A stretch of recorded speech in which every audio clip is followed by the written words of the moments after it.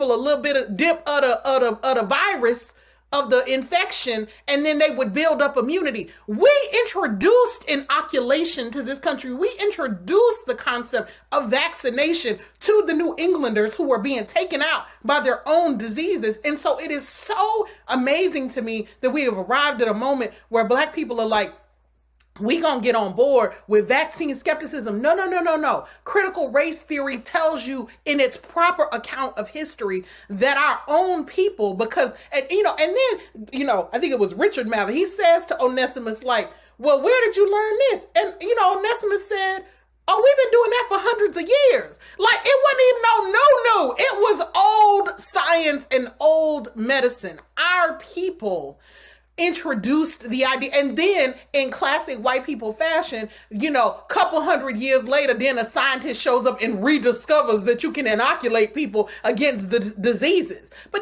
no. And so Black people are the originators of so much that is good, of so much that saves lives and sustains new kind of projects. And that is the thing we got to know, even as we sort of engage these folks, that they ain't giving us medicine and science they invented, we invented it. And if critical race theory can do anything for Black people, it can help us to reclaim our own heritage, our own power, our own sense of the ways that our life-giving strategies have sustained this project that has been so unworthy of us. And that's why white people are afraid of us until they need us. And we got to be out here really understanding that we are essential to the democracy. And white folks know it. And I think that when Black folks know it deeply every day in every way, I think we're unstoppable. And I think that that's part of the thing. We up here on Twitter being like, sir, ma'am, do that. We the best. And now white people don't know what to do because we're unruly, because we have come to a clear understanding that we are amazing. And, and there's nothing, and we are, making the revolution irresistible. And I love that. There is no answer that is sufficient. Like, the thing I want to say to you is we got to take these motherfuckers out. But we can't say that, right? We can't say, I don't believe in a project of violence. I truly don't. Because I think in the end that our souls suffer from that. And I do think that some of this is a spiritual condition. So here is where I land most days about white people. And I actually have been helped in this by thinking about indigenous people, right?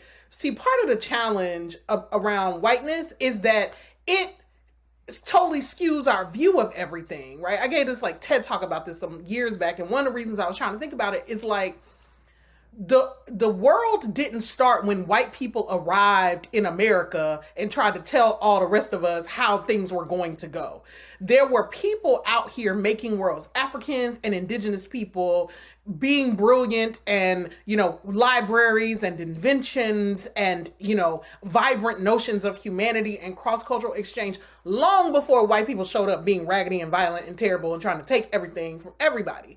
And that's really important, because if we believe that history starts for us when white people drag us to these shores, then we can never get outside of the notion that this is going to be our existential struggle. Now, I don't think it's going to be solved in our lifetime, and maybe not even the lifetimes of a couple of generations of people to come after us.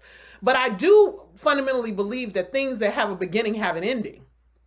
All things that begin end. White folks are not infinite and eternal, right? They ain't gonna go on for infinity and infinity. And that's super important to remember, that white colonialism and imperialism has a beginning. And in my way of thinking about the world, that means it has an end. And so part of what we are trying to do is to imagine what are the steps that we must take to get to the other side of this very inconvenient, epochal interruption of Black and indigenous world making.